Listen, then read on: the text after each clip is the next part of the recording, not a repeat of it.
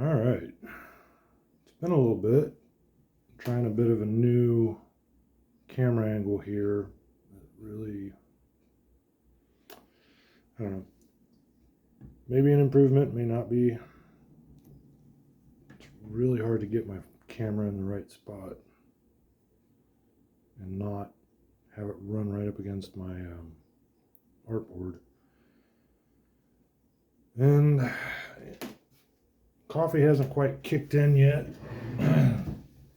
It's trying. Anyway, it's been an eventful couple of weeks for me.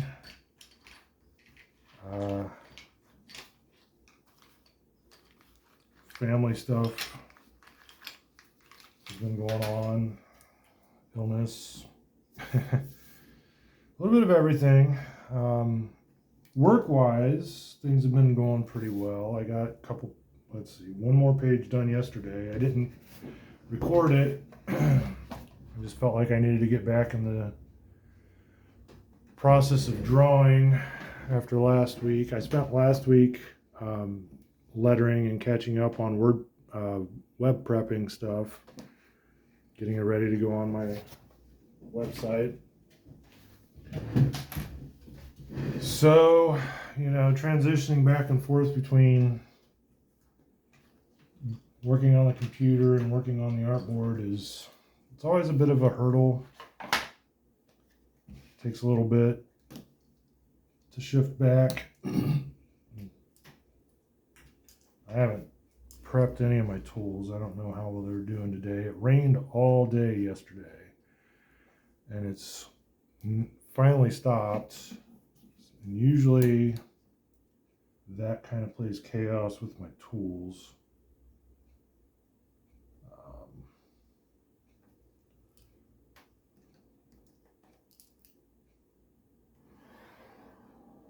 So sometimes they can be a little bit slow to start, or even worse, just spill all over.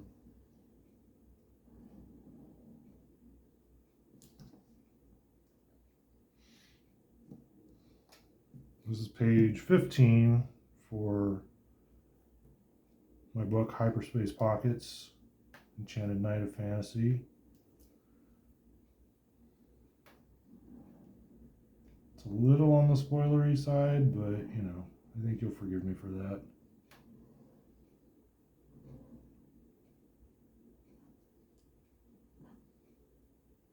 I hope my volume's okay. I'm speaking at my artboard, but my microphone's farther away this time. I'll be real honest, and I don't ever look at these videos before I put them up. It's just raw work. I hope that's something you enjoy.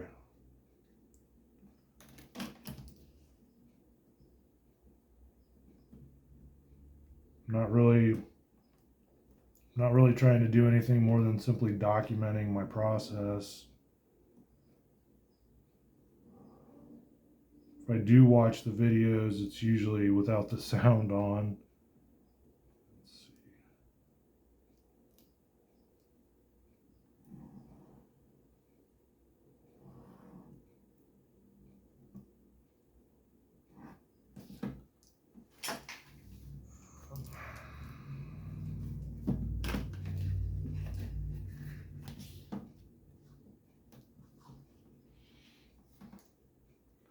Also, I'm probably going to go off camera.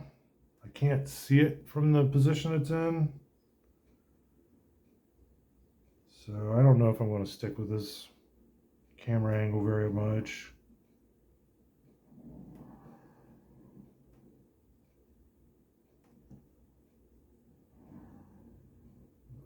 And come on. You're having a slow start like I am. There we go.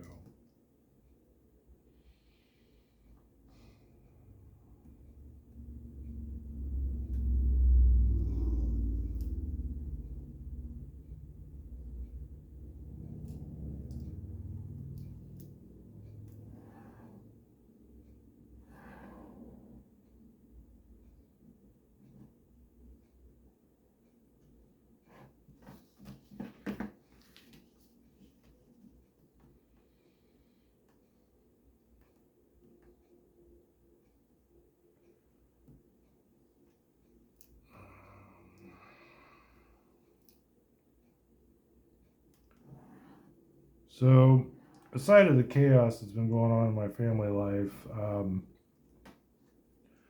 something that I've been interested in lately, and this is kind of how my brain works, is I get obsessed about something for a couple of weeks, and I just dive deep into it, and it's usually something that's nothing to do with comics, but I like to be able to relate it to it somehow. This My current obsession is vintage trucks, vintage cars, and by vintage, I guess what I mean is like the 70s through the 90s. I'm sure a lot of people would probably have a different opinion on what those are called, but to me, they're vintage. I was born in '79, and my dad had, pretty sure it was a '77 F100 or F-150 when I was growing up. It's the first truck that I ever rode in. And so I was looking up, crap, did I ink on that? All right. I was looking up vintage pickup trucks getting restored or just worked on. I'm not a mechanic by any means, but we have a good friend who is. And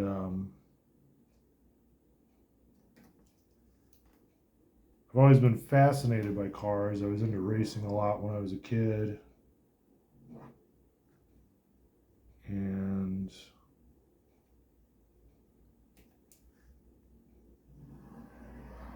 I've always been interested in mechanics.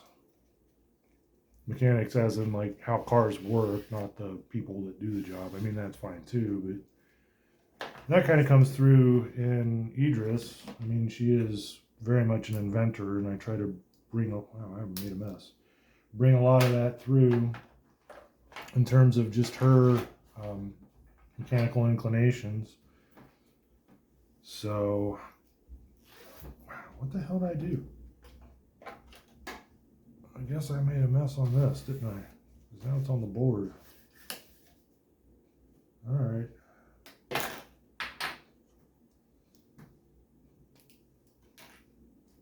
This is how real it gets. This is daily, daily real life here.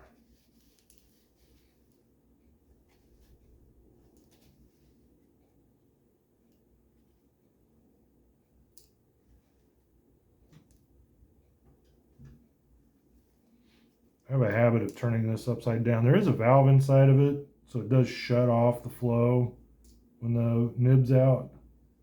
But it also holds a little bit inside this collar. It's usually not enough to go splatter unless you shake it hard, but I just so used to Pigmas still that I don't really pay as close attention to it as I probably ought to. All right. I guess that'll work.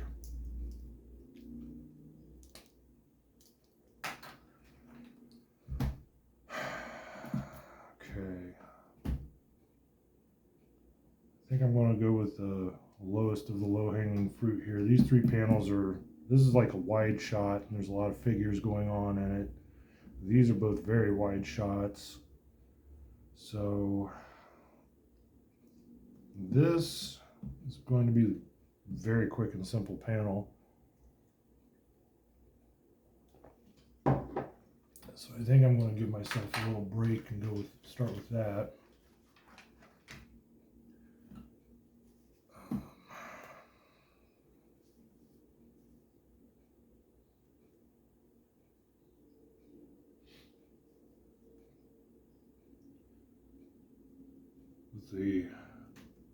With the humidity and the rain we've been having the last few days, my brush pen's decided it's just going to flood. It was almost to the point where I couldn't control the flow anymore. It was just overdoing it, but today it's doing a lot better.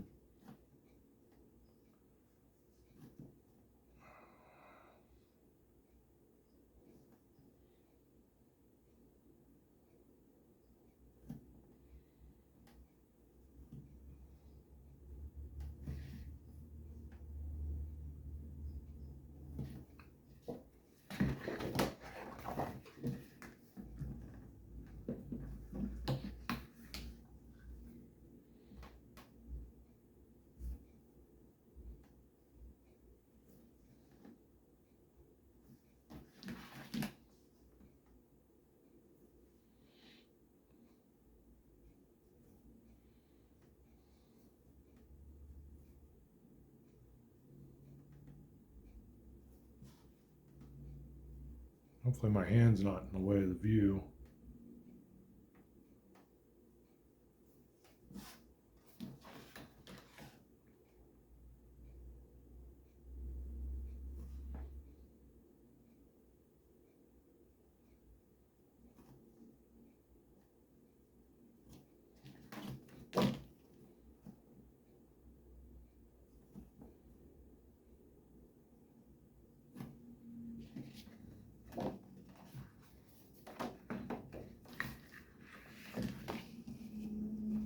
Let me see what's going on. Okay, yeah, that's all right.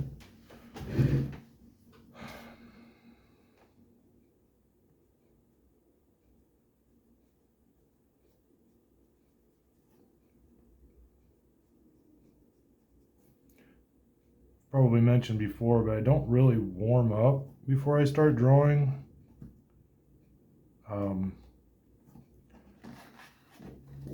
It's just sort of a habit that developed from having my 6-year, well, he's now 6, but having my youngest here at home. I'm a stay-at-home dad as well. And so, when he's home, especially when he was little, like I would be lucky to scrape out 5 minutes in a session to go to draw. So I wouldn't have the time to waste to warm up. And that process of just focusing on getting at it while I have a few minutes to spare really changed the way I approach it. I didn't worry about getting into the rhythm of it, so to speak. I just was like, okay, I've got 3 minutes. I need to finish this. Or I've got, time until he pulls me away from my table. He's a big boy. Even at like 2, he was pulling my chair away from my desk. Didn't help that it was on wheels and on a hardwood floor. But so it's just, it's kind of where I ended up being. I just had to stop worrying about, I need to get my brain ready, which is, I do. I'm trying to right now, and it's, still not quite there, but it's less of a thing now because of just necessity. And now that Doodle's in school, we call him Doodle as a nickname. Well, he's about to, tomorrow's his last day for this semester, this year. So he's going to be out of school, and I'm going to have to probably handle him being bored again. This is a new adventure of trying to parent and draw all at the same time. So, I just squeeze out as much time as I can and much drawing as I can in the little bit of time I can. And a lot of times that's the best I can have. Let's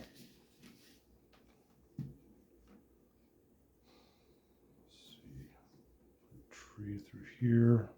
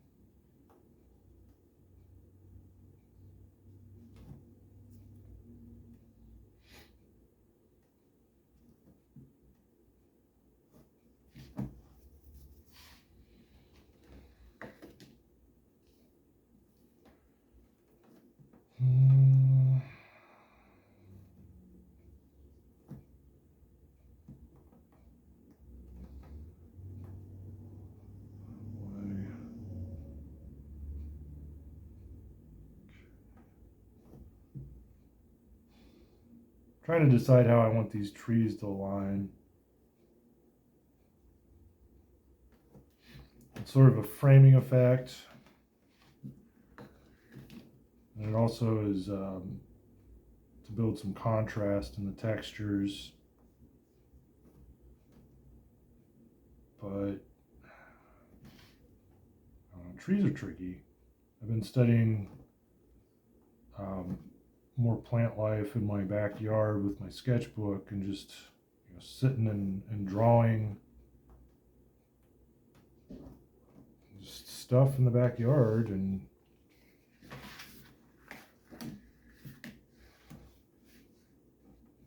it's been a good experience, but I don't know how much I can get it to translate to when I'm working. Here's my cat. Hi, Orc.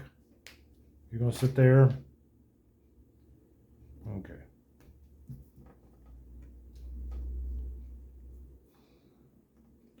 My cat has a lovely habit of climbing in the wet bathtub and then coming out here and walking all over my artboards. So I usually end up with little kitty paw prints.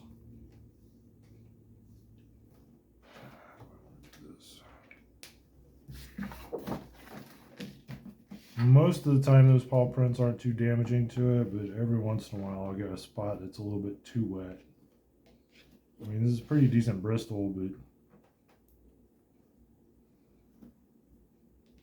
or more often I'll have to leave it set for a minute while it dries before I can work on it, because the spots are in an inconvenient place.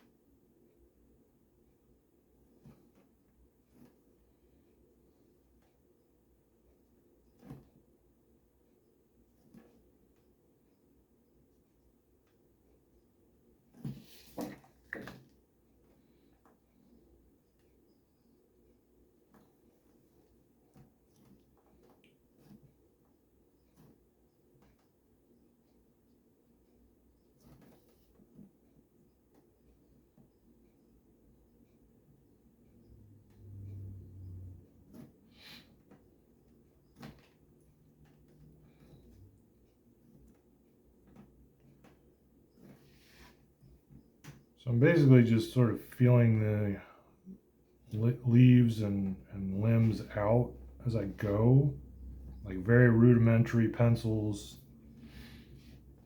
And then, I'm not worried so much about what kind of a tree it is at this point, because it's just, background detail. And I don't want to focus on it. But I need to know, or I need to have it in there, and give it some, texture.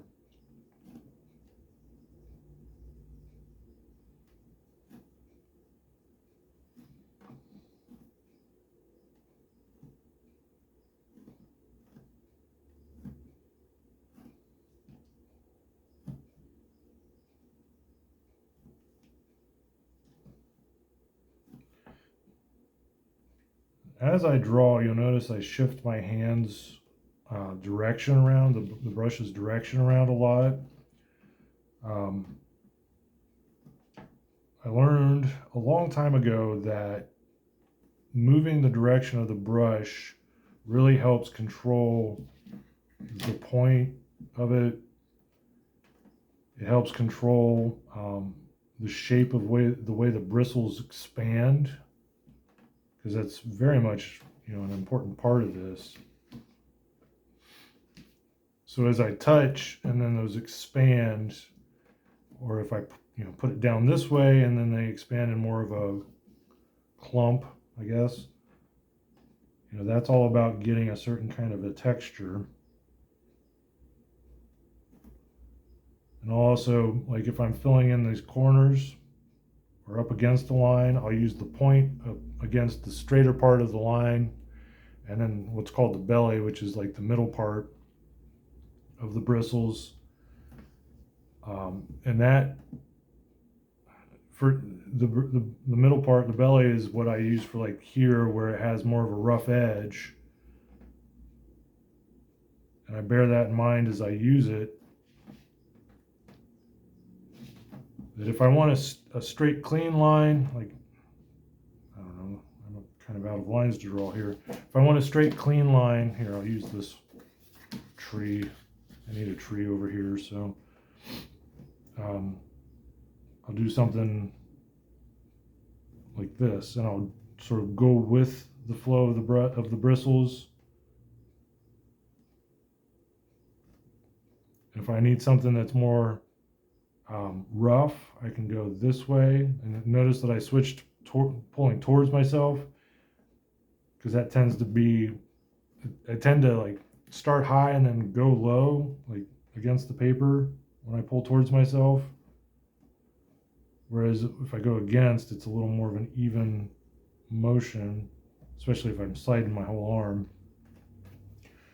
So I'm just using my body mechanics to help control the brush a little bit more. And that's because I favor larger brushes. Like this is the medium sized of these art pen brush things. You know, that helps me kind of keep the brush from going crazy on me and getting all over the place. So, all right.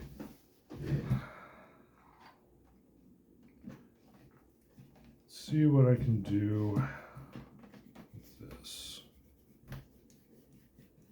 So this is her hand.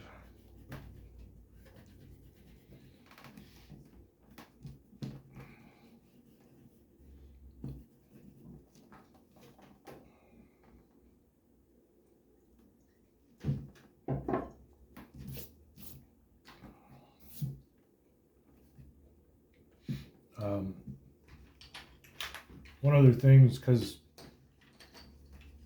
yesterday was so rainy, I went to I've got two of these. This is my typical one with the HB lead, this Stettler specifically. And then this one's loaded with B lead. So when the humidity goes up like it did yesterday, I switched to the B lead because it's a little bit softer, easier to draw with. The HB lead can kind of start gouging my boards. I try to keep a light hand most of the time while I'm drawing. And sometimes it just doesn't cooperate when the humidity goes way high. So I need to adjust.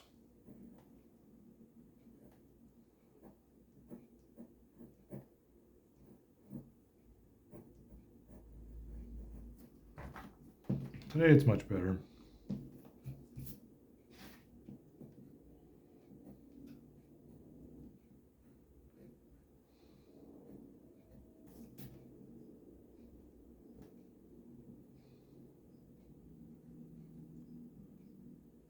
This panel is, I won't get into the details for spoiler reasons, but it's full-fledged panic mode for Idris. And so this stage is very much about I've already figured out the composition. Now it's about finding the emotion. And once I get that sorted the way that I think feels right, then I can move on to the details and the finishing stage.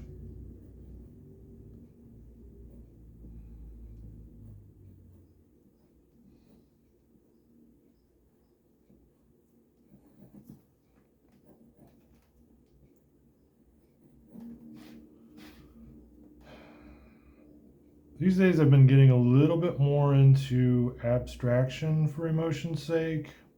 I guess you could call it expressionism, as much as you get in comics. And so I've always, in my younger days, I was always aiming to be as realistically drawing as I could, and then failing at that. And that's sort of where my style landed, was that aiming to be realistic and not getting there. These days, I'm not so concerned about being realistic, photorealistic. I'm more interested in getting the emotions right, and hitting the story emotional beats in a way that I feel is satisfying and accurate.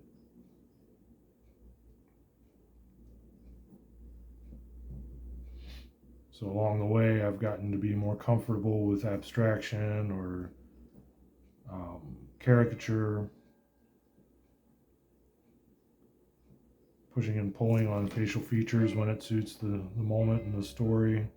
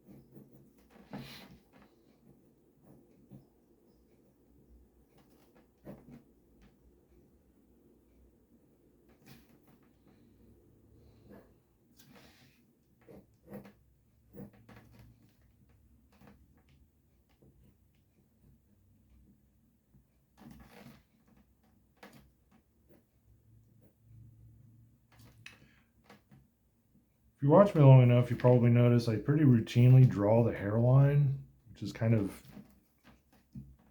I don't see a lot of other artists doing that. But I find it helps really sort of nail down another dimension of the skull with that, because it sort of delineates the corner where the top of your skull meets the front of your face. It just helps me have a little bit more understanding of the dimensionality of the skull.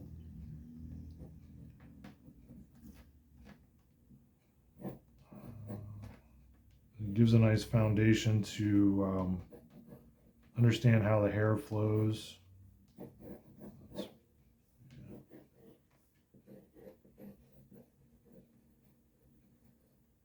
I have her hand in there too, so I need to get this out of the way. Maybe move the hand up here.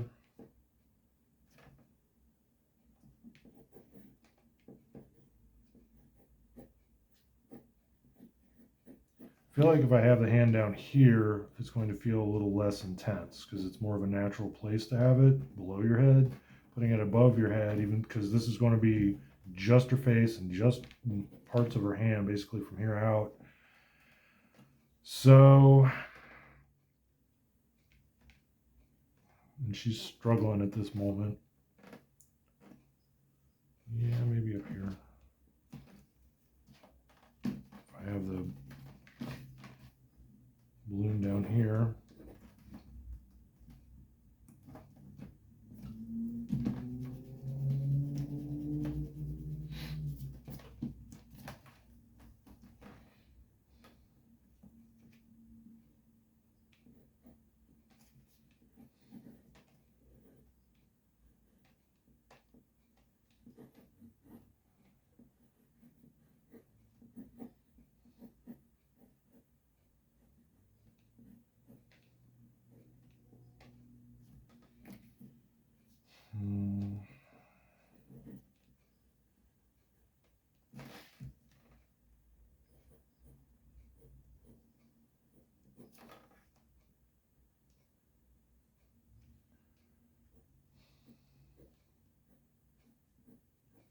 Trying to decide how much of her hand do I want out.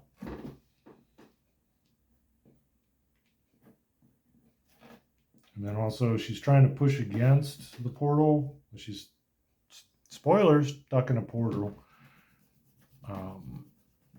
Which is a new experience in the story.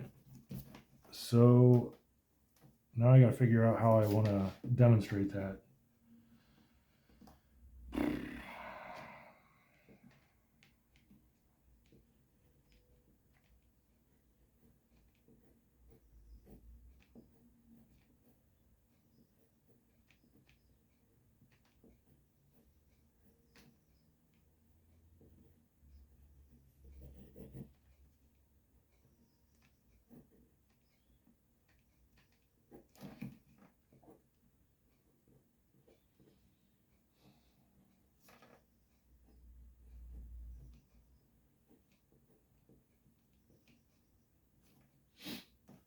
I don't know if I like that, but it'll serve for now. I might come back to it.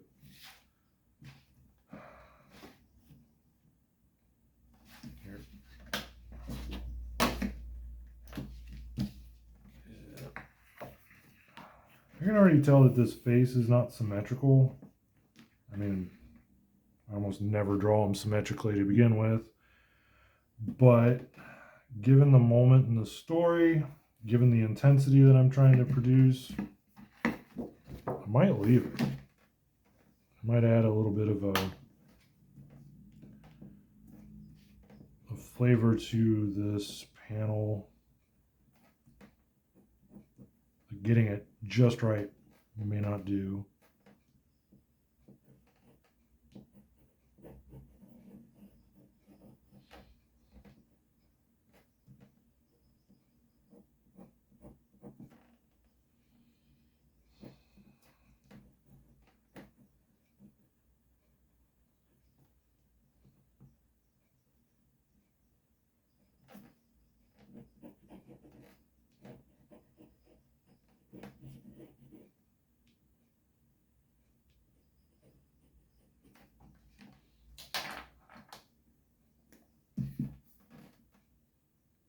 Yeah, damn thing's flooded again.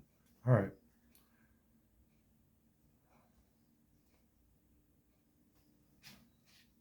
Let's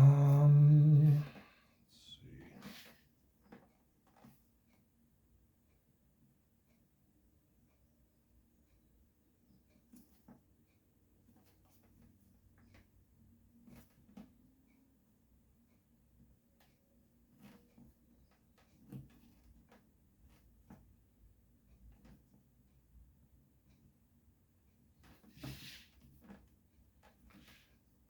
So this is one of those moments where I'm just sort of playing and trying to figure out as I go how I want this effect to work. It's not always the best way to do it, but you know, I know I can redraw it if I have to. If it doesn't, you know, I've learned.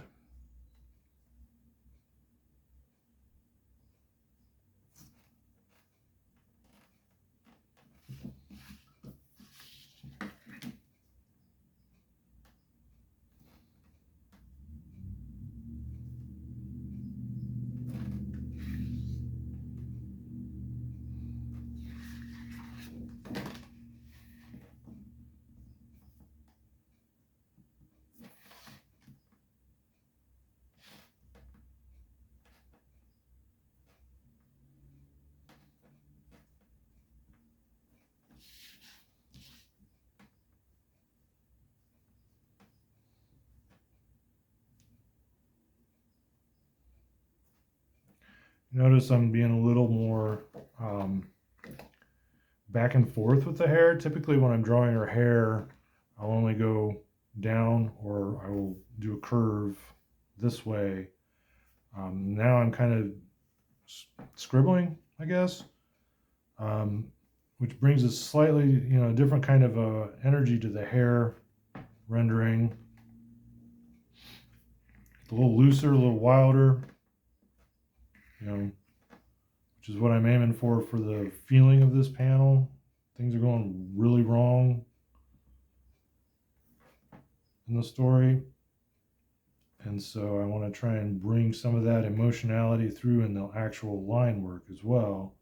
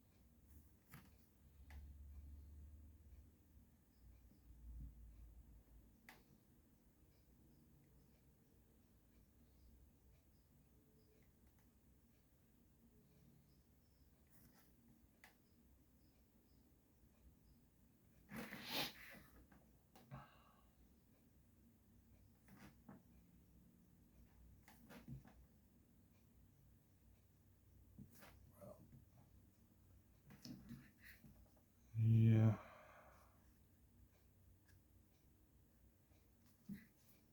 I mentioned I modified this brush pen. I might have gone a little bit overboard with it.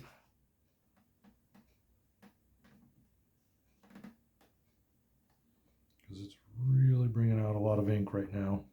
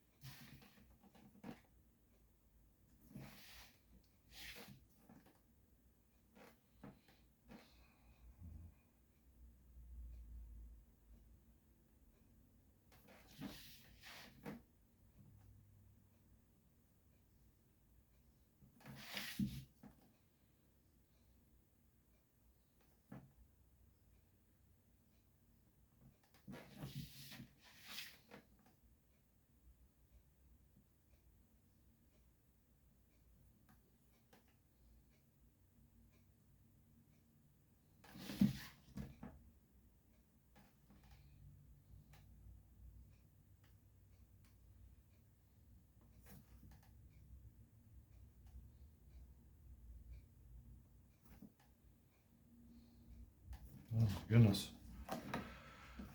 Okay. That's a little extra wobbly.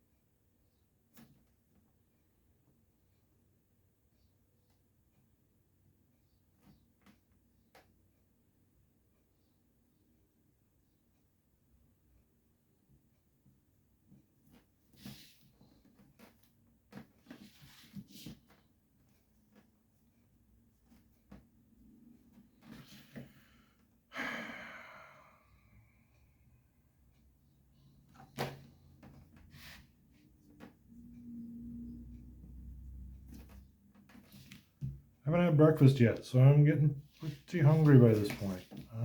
So I will finish this up and then feed my belly and get on to the next panel.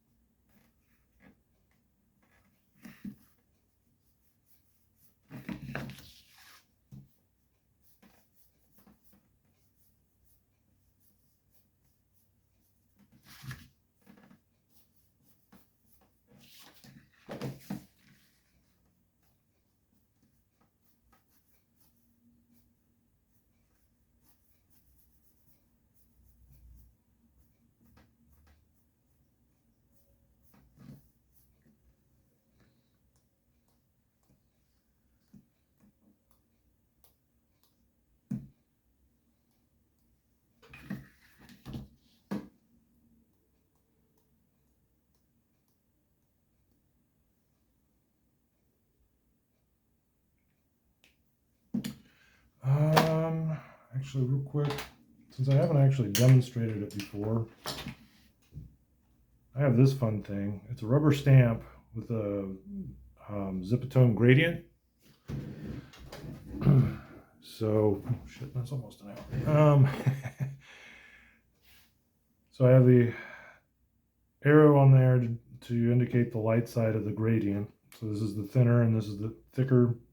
And the way I use it's totally not how it's supposed to be. I take my, what is this, 15 millimeter chisel. I run it on there and make the lines. Actually, I think I want this to go this way this time.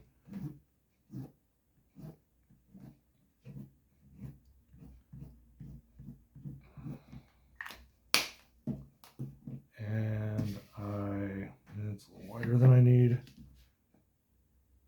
Eyeball it, stamp it. I just move it a little bit. That's wrong. You're going to have a lot of screw ups as you go. Like I'm okay with that. Like this is all about getting that chaotic factor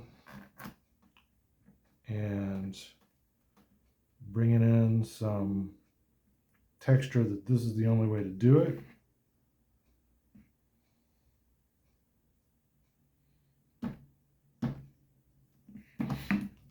So usually I get like, I don't know, three stamps out of it and then I have to reapply. But sometimes what I'll do is just do like one line and then get that stamped. And I twist it a little bit, which is something that also happens a lot. And it's, you know, very much about just sort of the mechanical application of this. It's very different from the digital zip tone that I have. And then I'll go in with the whiteout and clean up what I don't like. But it's just so coarse and, you know, immediate. It's like you're really ought to probably wait for this to dry, but you know.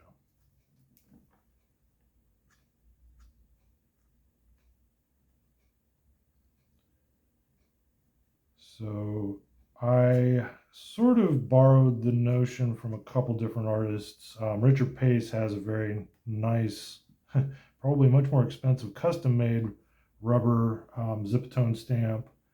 I first got the idea from him, but I'm also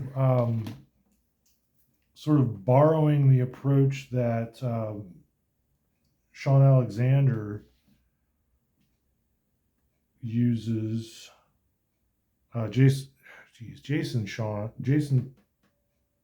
Alexander. Good Lord, I am not good with names. My apologies. But he uses a toothbrush and just splatters the crap out of his work, and then goes back in with the whiteout to clear up the you know, the areas where he wants it to be not gray. And you know, he was one that really changed my approach to using whiteout, anyways, because he's got a fine art background as well. So for him, you know, whiteout is another drawing tool.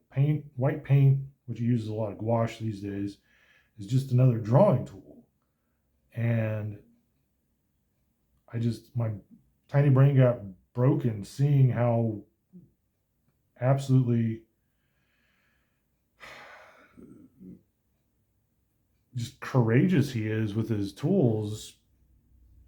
And so I'm trying to unlock that, and I'm getting there. You know, I feel a lot more courageous with them now than I did a few years ago. But you know, it's just about letting things happen and kind of steering them in the right direction, like a surfer. So anyway, that's where I'm at right now. Hope this was fun to watch. I hope I came across on the microphone okay, because it's hard to tell. Anyway, thanks for watching. See you next time.